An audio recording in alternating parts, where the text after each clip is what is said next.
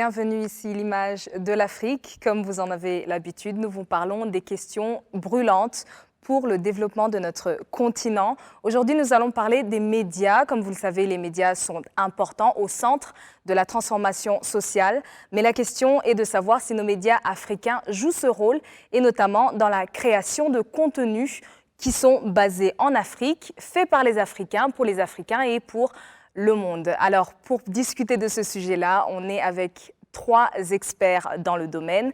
Nous sommes avec M. Grégoire Ndjaka, qui est le directeur général de l'Union africaine des radiodiffusions, l'UAR. Merci d'être avec nous. Merci madame, bonsoir. Bonsoir. Nous sommes aussi avec M. Damien Mouzoun, qui est le PDG de Aïna Think Tank, ici au Rwanda. Merci d'être avec nous. C'est un plaisir d'être là. Et à mon cher collègue Cléophas Baroré, qui est journaliste ici à la RBA. Merci à vous aussi. C'est moi qui vous remercie.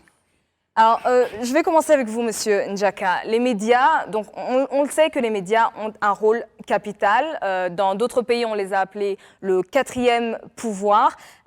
Qu'en est-il ici en Afrique? Merci madame. La question des médias et quatrième pouvoir, c'est une question très vaste. Est-ce que les médias en Afrique ont même vocation à être quatrième pouvoir? Je ne pense pas, parce que quand on parle de quatrième pouvoir, on pense beaucoup plus au contrôle des autres pouvoirs, c'est-à-dire l'exécutif, le législatif et le judiciaire. En Afrique aujourd'hui, les médias sont, de mon point de vue, un élément important, central, n'est-ce pas, de la création des identités nationales, des particularités, mais aussi de la promotion de la culture de nos continents. Les médias sont là pour aider, n'est-ce pas, le pouvoir, ou pour aider ceux qui nous gouvernent à forger une image de leur pays, à développer le pays, à améliorer les conditions de vie du pays. Cela ne veut pas dire que les médias ne sont pas une force de contestation, c'est pas ce que je veux dire, il faut bien comprendre ce que je veux dire, mais je veux dire que la fonction première est d'aider à développer nos pays, aider à résoudre des problèmes. Voyez-vous, lorsque dans un pays, on a une crise comme la crise d'Ebola, c'est vers les médias qu'on se tourne pour dire aux gens, lavez-vous les mains, faites attention à ceci, ne touchez pas aux dépouilles des personnes mortes et autres pour éviter de vous contaminer vous-même. Donc, les médias sont importants, ils sont même très importants, mais nous ne donnons pas aujourd'hui, et nous n'avons déjà pas, de mon point de vue, intérêt à donner à nos médias cet aspect de quatrième pouvoir. Vous avez parlé de comment est-ce que les médias utilisent l'information, la catalysent, la diffusent, la regroupent et finalement permettent à ce que cette information soit accessible au public. Et je pense que pour un think tank qui a vocation d'être une plateforme pour échanger, pour discuter, pour créer du contenu, quel est le rôle ou quelle est la position de nos médias africains sur le continent du moins? Merci beaucoup. Je pense que déjà à l'observation, on se rend compte que nos chaînes de télévision, nos radios, même nos presses écrites, ont tendance à se positionner dans une forme de propagande selon le contexte qu'ils choisissent. Et généralement, ce n'est pas dans l'intérêt du pays et parfois même ça les décrédibilise. Et aujourd'hui, selon le travail que nous faisons comme un think tank, comme vous le disiez tantôt, nous sommes censés suivre quel contenu, quel message pour quel effet par rapport à la population qui doit être consommatrice de ce message qui a été diffusé. Et dans ce cas, aujourd'hui, c'est vrai qu'on a des déceptions par rapport au contrôle de ce qui est en train d'être diffusé. Parfois, ce n'est pas dans l'intérêt du pays ou du continent. Et généralement, ce n'est que les réalités du terrain qui font quand même, qui nous font réfléchir peut-être sur la possibilité d'avoir peut-être avec le temps quelque chose qui est vraiment adapté à nos réalités, à nos cultures et à la conjoncture aussi. Vous parlez justement du contenu et Balolé, vous êtes au cœur presque de la création de ce contenu. À l'heure actuelle et par rapport peut-être aux périodes précédentes, comment est-ce que nos médias africains créent du contenu finalement? Quel est le processus et est-ce que ce processus est dans l'intérêt de la population ou dans un contenu qui vient aux médias? Je crois qu'on n'a rien à créer. Le contenu est déjà là. Nos populations vaquent à leurs activités, ça c'est du contenu, c'est la source du contenu. Les politiciens, ils sont en action, c'est la source du contenu.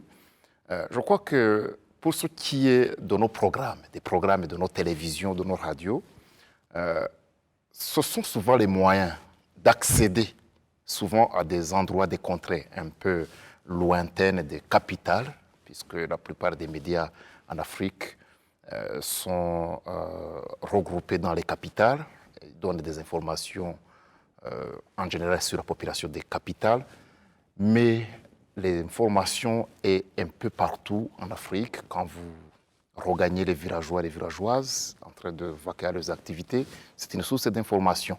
Si nos médias avaient les moyens de couvrir tout le pays, tous les domaines, avec des journalistes équipés matériellement, mais intellectuellement équipés, je pense que l'Afrique regorge de contenu. Alors, vous parlez peut-être des freins au développement du journalisme, et je suis sûre que vous avez quelque chose à dire là-dessus. Je suis très content d'écouter le précédent intervenant, le collègue. Je partage son avis. Aujourd'hui, il n'est pas question de créer des contenus.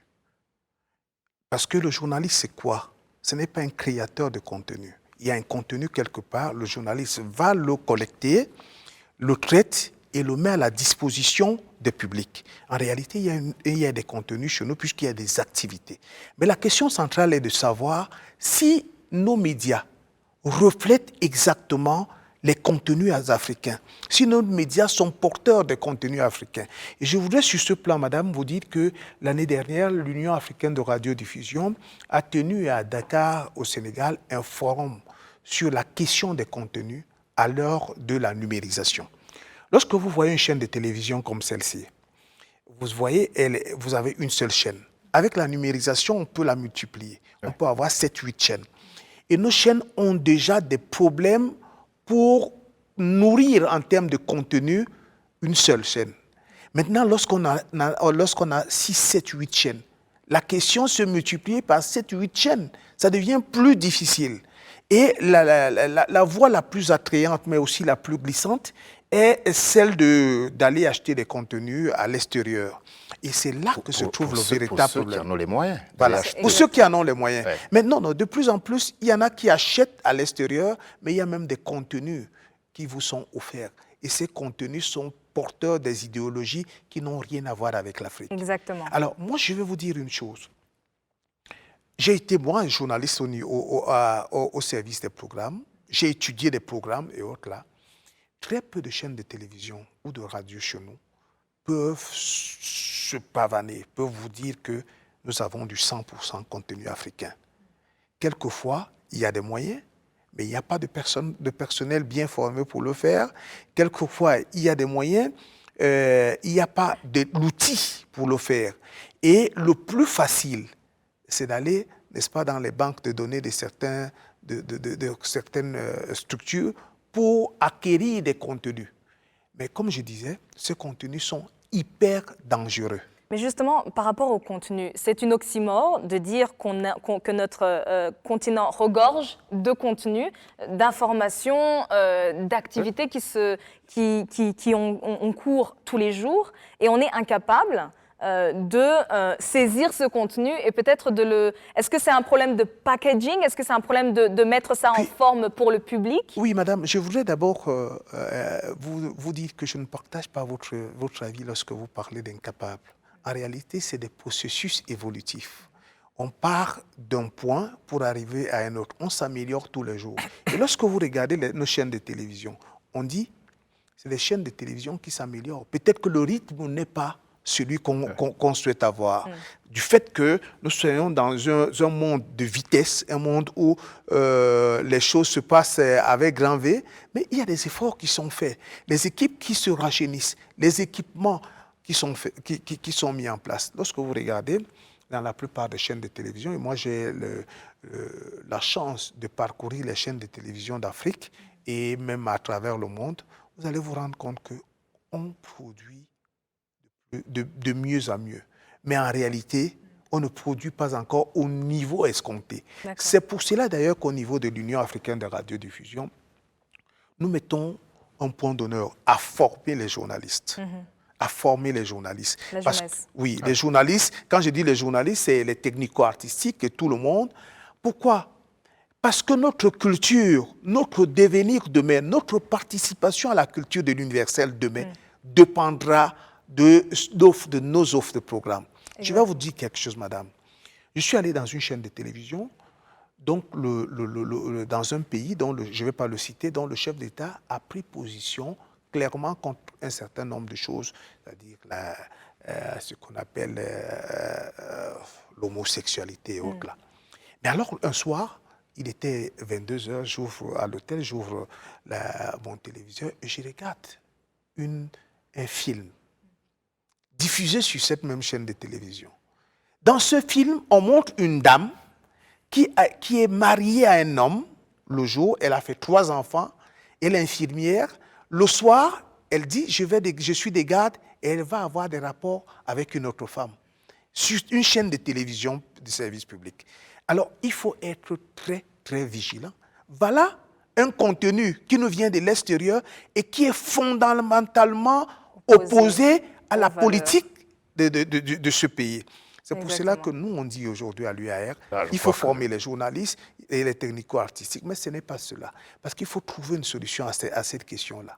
Mais je pense qu'il y a cette question où on a justement un double standard. On a nos valeurs propres qu'on essaye de promouvoir, mais de l'autre côté, il y a ce contenu qui continue à venir et qu'il est difficile finalement d'arrêter. Mais c'est nous qui n'est pas difficile, madame. C'est nous qui l'achetons. Vous ne pouvez pas dire, être dans une chaîne de télévision, vous êtes directeur général et dire qu'on vous a imposé un contenu. Non. Non. Alors, ce qu'il faudrait faire, et nous à l'UAR, nous avons pris cette décision, c'est de créer une banque de contenu, un réseau d'échange de programmes qui permet à une chaîne de télévision comme la télévision rwandaise aujourd'hui de produire une belle émission, de la diffuser, de l'envoyer dans la banque et à un autre pays, le Cameroun, la Côte d'Ivoire et autres, d'aller dans cette banque, acheter cette émission-là pour, n'est-ce pas, meubler son temps d'antenne. Et ça permet à la chaîne de télévision productrice, c'est-à-dire la chaîne de télévision rwandaise, d'avoir un peu de moyens pour produire mieux. Parce que là aussi, il faut dire qu'il y a un véritable problème. La production coûte extrêmement cher, surtout en télévision. Donc, avec ce nouveau réseau que nous allons mettre et que j'espère, nous allons inaugurer ici à Kigali au mois de février, lorsque nous ferons notre Assemblée générale, on va apporter une solution africaine. C'est-à-dire que nous allons essayer de mutualiser nos efforts en tant que chaîne de télévision de service public et même privé, puisqu'on a déjà, n'est-ce pas, et améliorer l'offre des programmes africains sur nos chaînes de télévision. Avant d'en arriver juste à la solution, parce que je pense que la question du numérique, du téléviseur aujourd'hui, c'est une question qui doit être vue dans un contexte de mondialisation, mais aussi un contexte où on a le numérique, Internet, qui produit du contenu avec un système de diffusion qui est légèrement différent de la télévision. Et je pense qu'à ce niveau-là, vous travaillez avec la jeunesse et vous discutez de ces questions-là. Est-ce qu'aujourd'hui, on a, disons, un double système où on a Internet qui produit du contenu de manière, je ne voudrais pas dire sauvage, mais d'une manière où on peut avoir accès à tout type de contenu, et la télévision qui garde ce type de diffusion, disons, presque unique? Oui, je crois que le constat est clair. Aujourd'hui, on a l'impression que ce que nous appelons le journalisme citoyen, si c'est le nom qui s'y donne, est quelque chose qui peut-être est en train de défier le journalisme de la télévision et de la radio, comme cela se passe dans l'accoutumée. Et quand on travaille avec les jeunes, vous voyez l'information aujourd'hui partout. Ils sont sur Facebook, ils sont sur Twitter, ils sont sur tout ce que vous ne pouvez pas croire et ils envoient l'information en temps réel. Donc, alors, ça me ramène à notre question de départ. Les médias ne prennent pas l'information tout crue pour diffuser. Ils ont toujours une orientation, ils ont toujours un travail à faire sur l'information parce qu'ils attendent un certain effet. Parce qu'on ne peut pas juste jeter de l'information dans la masse pour rien du tout. Si c'est juste collecter l'information et diffuser, tout le monde aurait pu être journaliste. Et c'est ça, cette régulation qui n'existe pas au niveau de ces journaux qui sont sur les réseaux sociaux, qui font juste de la communication et pour la communication. Et quel impact est-ce que... L'impact que cela a, c'est que ça laisse une certaine contradiction par rapport à ce qui se dit. Par exemple, quand je prends une chaîne de télévision comme Al Jazeera, BBC, toutes ces grandes chaînes qui présentent des réalités, et chaque fois que je suis au bureau, des gens m'écrivent pour dire « Damien, on a vu quand même que tu as publié ces photos de Kigali, mais selon ce qu'on a entendu, c'est comme s'il y a ci, il y a ça. » Donc, les gens ont toujours ces aspects de « selon ce que toi tu dis par rapport à ce que les médias nous disent, on a tendance à croire qu'il y a quelque chose qui ne va pas. Qu'est-ce que tu nous en dis ?» Ceux qui veulent écouter, écoutent. Mais la réalité, c'est qu'à la longue, parce que ceux qui sont sur les réseaux sociaux sont avec leur groupe. Et donc, la télévision est orientée vers le public. Tout le monde peut capter une télévision et regarder. Alors, on ne peut pas s'enfermer non plus pour dire, voilà, on veut positionner nos informations selon ce qu'on veut donner, parce que vous veillez ou pas, les gens vont capter des chaînes internationales et regarder. Donc, il y a ce défi pour cette génération du numérique et même pour la télévision aussi, parce qu'on ne sait pas si à un moment donné, elle sera peut-être beaucoup plus incrédible, au point où les gens vont dire « Ah, cette télévision, c'est pour diffuser les images ou les informations de tel individu ou de telle personne, je ne voudrais pas regarder. » Est-ce que vous pensez que...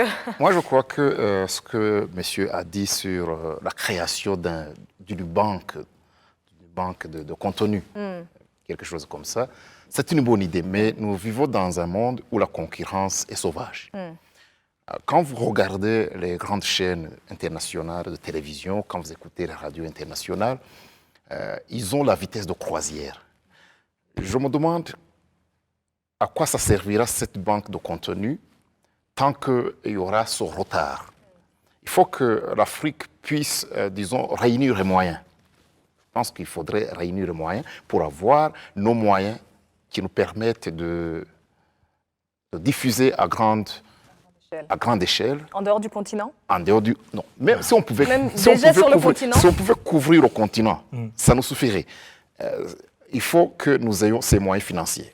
Deuxièmement, je crois que nous avons également un autre handicap, l'usage des langues. Parfois, dans nos pays, nous utilisons le contenu que nous produisons, c'est dans les langues locales. Par exemple, ici au Rwanda, la plupart de nos radios, la plupart des contenus locaux sont produits en Kinyarwanda. Alors, si je vous envoie au Sénégal, au Cameroun, au Bénin, un contenu en Kinyarwanda, un film en Kinyarwanda, une musique en Kinyarwanda, est-ce que ça va vraiment attirer votre audience? Je pense que cette question nous ramène à... Est-ce qu'il faut juste produire du contenu ou est-ce qu'il faut d'abord avoir cette culture?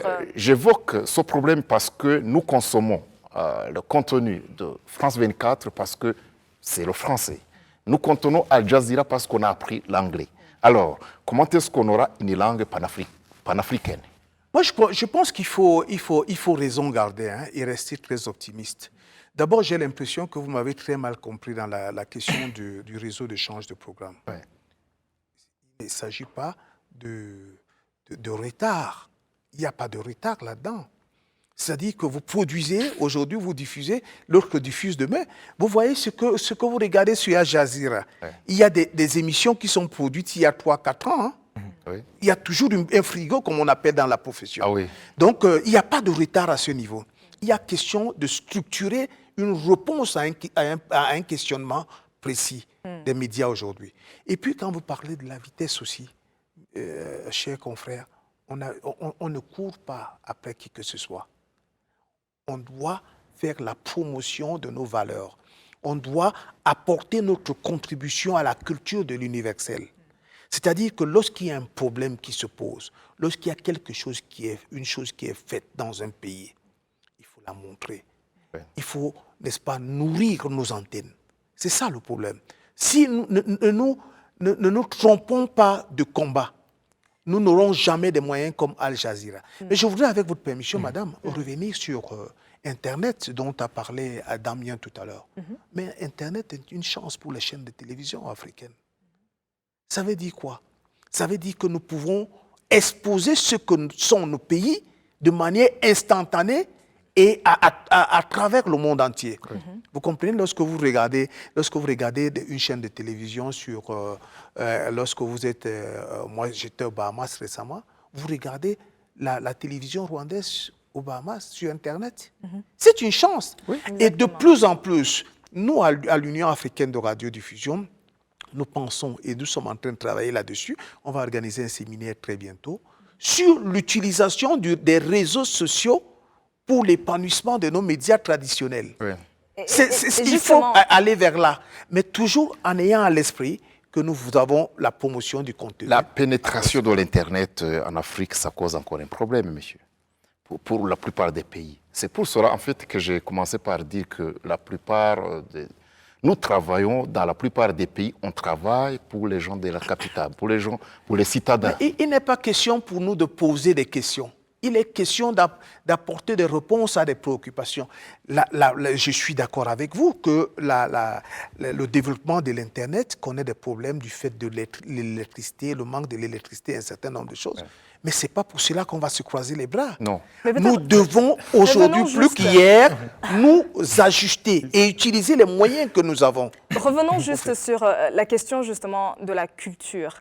Est-ce que dans la production de ces contenus qui sont locaux, est-ce qu'on pense réellement soit à promouvoir notre culture africaine ou à créer des contenus qui sont beaucoup plus attrayants pour le public? Parce qu'après tout, si le public regarde des productions qui viennent d'ailleurs, c'est qu'il y a une demande.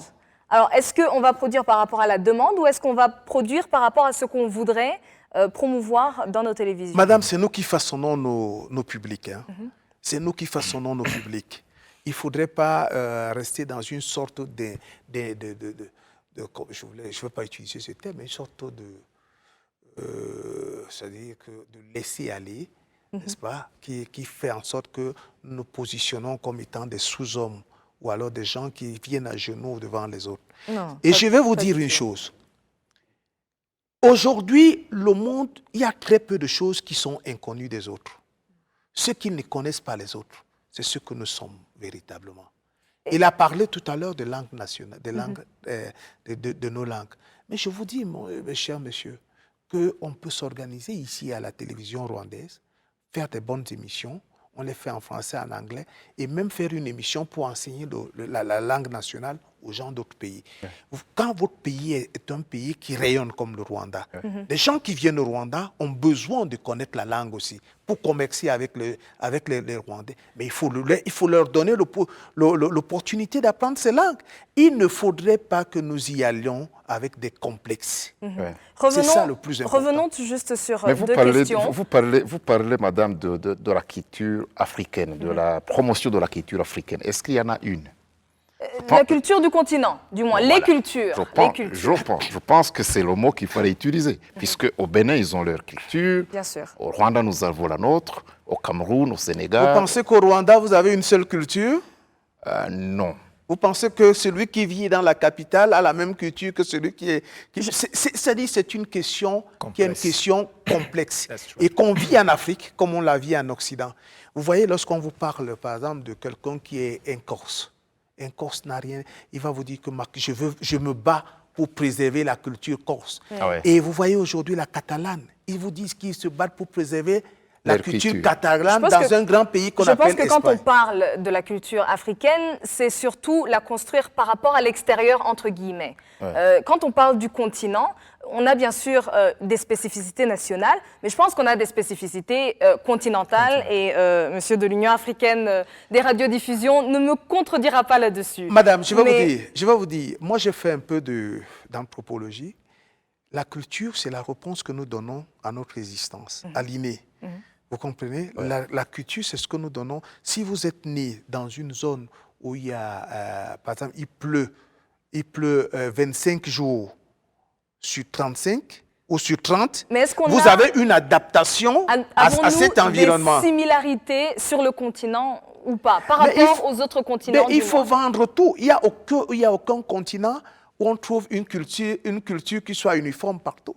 Vous allez en Chine, l'habitant de Pékin a ses réalités, il bâtit une culture autour de ses réalités. Bien sûr. Alors, qu'est-ce qu'il nous faudrait surtout en Afrique pour qu'on puisse finalement promouvoir? C'est ça aussi le problème, je pense. Au niveau de l'Asie, par exemple, au niveau de l'Europe, on a certaines similarités qui font qu'il y a une construction conjointe.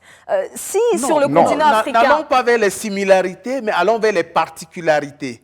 C'est-à-dire que si vous êtes un Rwandais qui habite à Kigali, vous devez montrer aux gens au monde entier comment on vit à Kigali. Si vous êtes un Rwandais qui habite dans une ville secondaire, la réalité n'est pas la même. Vous devez montrer au niveau de la ville secondaire comment vous habitez, comment vous participez à la culture de l'universel. C'est cela. C'est-à-dire que la culture est une réponse qu'on donne à un point précis, n'est-ce pas, aux problèmes que l'on rencontre à ce point. Il ne faut jamais généraliser. Parfait. Revenons surtout parce que lorsque vous généralisez, vous tombez dans l'idéologie, madame. Revenons sur le continent et revenons à l'Union africaine. Après, disons, que les médias se soient construits, on a eu bien sûr un afflux de contenus qui sont venus de l'extérieur principalement et, comme vous l'avez dit, avec des messages, quelquefois qui peuvent être tendancieux, entre guillemets. Une culture, ces messages qui sont venus détruire notre vie, là, ce que nous vivions autrefois. Ils défendent leurs intérêts. Alors, aujourd'hui, on parle depuis Nkrumah, depuis Nasser, depuis Diop et même depuis Thabo Mbeki, de la Renaissance africaine. La Renaissance africaine, qu'est-ce que les médias, quel est le rôle des médias dans, finalement, raconter l'histoire des Africains d'une manière qui, et quand je parle des Africains, c'est avec leurs particularités, bien sûr, n'en déplaise à M. Njaka, mais comment est-ce qu'on s'assure à ce que ce développement, les agendas de l'Union africaine, etc., ce développement continental, quel est le rôle que les médias sont en train de jouer aujourd'hui, et particulièrement, je pense, de votre côté? Quel est le rôle qu'on est en train de jouer? Oui, je crois qu'aujourd'hui, on ne peut plus séparer les médias audiovisuels et télévision, comme on l'a dit tantôt, de ce qui se passe sur l'Internet. Parce que à travers l'Internet aujourd'hui, vous pouvez suivre la télévision béninoise en étant au Rwanda. Vous pouvez suivre n'importe quelle télé qui est souvent en ligne et tout. Donc, ce qui veut dire que la question, avec le temps, va se régler tout seul. Avant, il fallait avoir une antenne. Quelle antenne vous pouvez placer au Rwanda pour capter une chaîne de télévision qui est au Bénin? Mais déjà avec l'Internet, où vous pouvez accéder en temps réel à ces informations un peu partout, et que, moi je dis la langue française et l'anglais que nos continents utilisent aujourd'hui, c'est un outil. Moi je peux parler 1000 langues, je ne sais pas ce que ça me dérange. Mais quand on rentre dans l'idéalisme en croyant que c'est le jour où l'Afrique aura une langue, qui serait la langue que tous les Africains pourront parler, il y a eu des scandales comme celle du Rwanda ou de Somalie et de certains pays où toute la population parle la même langue. Mais ce ne serait pas pareil au Cameroun ni au Bénin, d'où je viens, où même deux villages voisins ne peuvent même pas se parler. Et donc je pense que cette question de l'Internet est même tel que les gens sont parfois pessimistes là-dessus, moi je suis plus optimiste parce que quand je vais au village et je trouve une vieille, la grande-maman peut-être qui me dit « Damien, je suis en train de te suivre sur Facebook ». Je dis « Toi, tu as Facebook comment ?» Elle a peut-être une téléphone chinoise sur laquelle elle a, je ne sais pas peut-être qui lui a configuré le Facebook dessus, mais elle arrive à te montrer qu'elle te suit sur Facebook. C'est la grande-maman. Comment elle utilise le téléphone qu'elle a pu acheter peut-être à son frère. Donc on a la création de ces nouveaux types de communication. D'outils, et même quand bien on parle de limitation de l'Internet et tout, les gens sont curieux, ils veulent savoir. Donc ils mettent de l'argent et ils essaient de faire ce qu'ils peuvent faire. On ne peut qu'être optimiste par rapport à la culture africaine, parce que les réalités...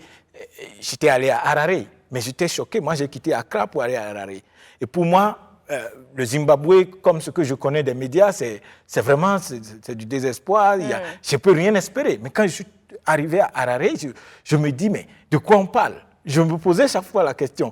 Et donc, regardant la réalité de Harare, en termes de la ville déjà, par rapport à ce que les médias me portaient comme information, qui me faisait même d'ailleurs peur de même prendre le risque de me rendre à Harare, je pense que ce problème va se régler avec le temps à travers l'évolution qu'on veuille ou pas, on va s'accommoder. On pense que c'est en ville seulement les gens juste, restons sur cette question de Harare, parce que je pense que c'est une question qu'on a dans la majorité des capitales africaines. On a justement comment est-ce qu'on raconte nos pays, comment est-ce qu'on promeut nos capitales, notre développement, et la manière dont peut-être cette image peut être, disons, distordue dans les autres médias.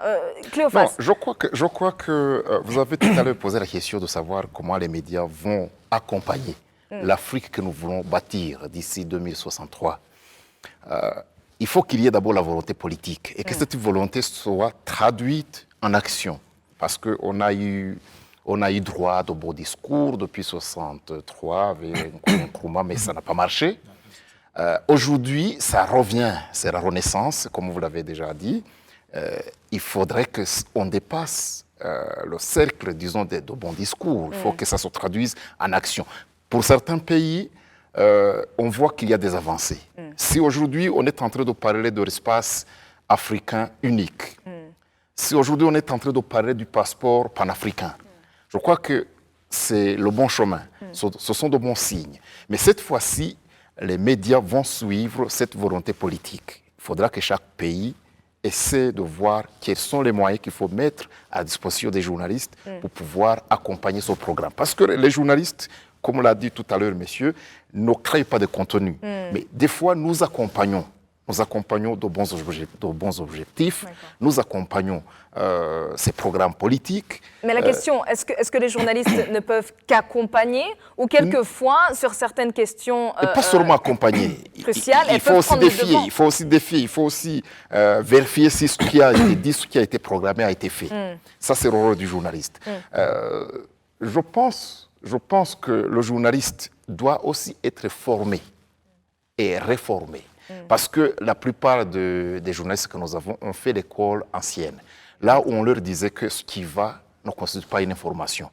Parce que des fois, vous rappelez tous de l'adage que quand un chien mord un homme, ce n'est pas une information. L'information, c'est quand c'est l'inverse qu'ils ont produit. Nous avons des journalistes qui ne savent pas voir, par exemple, dans le progrès de leur pays, une information. Qui croient que l'information, c'est le crash d'un avion, l'information, c'est quand... C'est le chaos, c'est... Voilà. Il faut que nous... Pour que les journalistes donc accompagnent ce développement... Pour que nous ayons des journalistes responsables, qui savent accompagner aussi le succès. Alors... Justement, à ce niveau-là, vous avez une vision un peu continentale. Est-ce que c'est nécessaire et est-ce qu'on a ces journalistes qui sont capables d'avoir finalement, disons, ces épaules pour accompagner? Oui, je prends bien les déclarations de Cléophas tout à l'heure. Il y a une question de volonté politique parce qu'il faut justement créer un cadre pour l'épanouissement des journalistes. Il faudrait que la critique ne fasse pas de vous un opposant. Parce qu'il y a des pouvoirs où, lorsque vous critiquez, vous devenez un opposant. On n'en a pas besoin. Mais il faut aussi que les journalistes puissent eux-mêmes être convaincus de la nécessité ou si vous voulez, du caractère positif de ce combat, quand on parle de renaissance. Si vous n'êtes pas convaincu, vous serez toujours tiède face à ces questions-là. Et la plupart de nos journalistes, justement, et Cléophas l'a d'ailleurs bien dit, ont été formés à l'école occidentale. La plupart de nos journalistes ont des modèles qui sont des occidentaux. On a l'impression que les politiques dévancent même les journalistes. Aujourd'hui, il faudrait qu'au niveau de la profession, l'on se rende compte qu'on n'a qu'un seul continent. On n'a qu'un seul pays. Madame, quand vous êtes journaliste rwandais, sachez que la seule chose qui compte pour vous sur cette terre, c'est le Rwanda. Et vous devez présenter le Rwanda, défendre le Rwanda, un peu même sortir de ce que vous faites là, du mimétisme tel que les gens veulent nous faire croire, pour être des défenseurs d'un certain nombre de causes, des causes qui participent au bien-être de nos populations, des positions qui participent, n'est-ce pas, au changement de mentalité à travers le continent. Et c'est tout à fait intéressant qu'on soit au Rwanda pour tenir ce langage. Vous voyez le Rwanda, comment le Rwanda a changé depuis quelque temps, comment il change. Moi, je suis arrivé ici il y a 2 ans. Le Rwanda que j'ai vu il y a 2 ans n'est pas le même aujourd'hui. Ça veut dire qu'ici, il y a des gens qui ont une certaine manière de faire, une certaine vision du développement, une certaine manière de concevoir le bien-être des populations. Parce que c'est ça en réalité la finalité. Exactement. Il faut soutenir ce genre d'action. Mais la question, est-ce que nos journalistes, finalement, sont capables, et surtout le continent, sont capables de reconnaître ces avancées et de finalement prendre les devants? Parce que souvent, on a ce contenu, par exemple, de... Il y a une nouvelle génération. Moi, je n'aime pas beaucoup les généralisations, madame. Il ne faut pas généraliser. Parce qu'il y a sur ce continent des journalistes qui l'ont compris déjà et qui le font. Mais il y a aussi des journalistes qui sont vieux jeux, qui continuent à penser que lorsqu'on dit quelque chose d'un pays, de tel ou tel pays, c'est l'évangile, la parole de Dieu. Ceux-là, il faut vraiment qu'ils prennent soin de revisiter leur amour pour l'Afrique. Parce qu'aujourd'hui, si vous n'êtes pas convaincu vous-même de ce que vous faites, vous n'allez pas participer à la culture de l'universel. Et la culture de l'universel, ce n'est pas seulement montrer ce que les autres ont fait, mais c'est montrer ce que nous, Africains, nous apportons de nouveau. De plus. Ce que on parlait de culture tout à l'heure. Comment est-ce que nous exposons notre culture? Nous faisons leur promotion, la promotion de cette culture et comment nous la vendons. C'est ça le plus important. Est-ce qu'on a une jeunesse ou une nouvelle génération finalement qui joue ce rôle-là? Mais madame, il y a quelques années, je vais vous dire, il y a des sujets qui étaient tabous. Vous avez parlé de renaissance africaine. De plus en plus aujourd'hui, vous entendez parler dans certains pays de la question du CFA. On vous dit on ne veut plus le CFA. Ça veut dire qu'il y a au niveau de l'opinion, n'est-ce pas, un changement, il y a une avancée, il y a une prise de conscience qu'il faudrait développer, soutenir sur plusieurs questions comme cela. Je vais vous dire, nous sommes 4 ici. Vous voyez bien que notre ami béninois apporte une tenue traditionnelle. Mais on peut faire la promotion des tenues traditionnelles. Et sur ce plan aussi en Afrique, au niveau de l'Union africaine, nous avons un projet qui concerne les droits de retransmission des événements sportifs, mais généralement les droits. Vous savez que dans un pays comme la France, vous ne pouvez pas vendre les droits de la Coupe de la France, de Coupe de France à qui que ce soit. C'est une propriété de TF1. C'est une propriété de TF1. Vous pouvez dire comme ça, c'est une logique, mais est-ce que vous savez qu'aujourd'hui, il y en a qui viennent, des hommes d'affaires, qui viennent vous dire que pour produire une émission au Rwanda, au Congo, au Cameroun et autres là, il faudrait qu'ils viennent de chez eux avec leurs équipements, qu'ils produisent et qu'ils nous la revendent. Est-ce que vous le savez? C'est pourtant vrai. Même l'habillement, parfois. Oui, c'est vrai, ça se passe partout là maintenant. On vous dit, oh, vous ne savez pas produire, vous ne savez pas. Mais nous produisons pour nos peuples. Exactement. Madame, si nos peuples acceptent cela, qu'on nous laisse produire pour nos peuples, quitte à ce que nous fassions nous-mêmes le voyage intérieur qui nous permet de nous améliorer. Mais ça, c'est aussi une volonté affichée. Si, de l'autre côté, on a un discours qui dit « non, nous allons faire ça, nous allons faire ci », c'est une réglementation. Est-ce que de notre côté, on a des gens qui se lèvent pour les droits de notre contenu, finalement, parce que c'est notre contenu audiovisuel, et on nous le revend comme si... Est-ce qu'on a des gens qui sont capables, et surtout vous, il a dit, Clopas a parlé tout à l'heure de 2063. Je vais vous dire, lorsque je regarde l'Afrique avancer aujourd'hui, c'est une avancée inexorable. C'est-à-dire que c'est indubitablement que nous allons vers le progrès, vers la prise de conscience. Ce qu'il faudrait faire aujourd'hui avec le nouveau leadership. Parce que regardez le leadership en Afrique, vous vous rendez compte qu'il change. Qu'on a des gens qui de plus en plus disent « non, moi je n'accepte pas ça, moi je n'accepte pas ça pour mon pays ».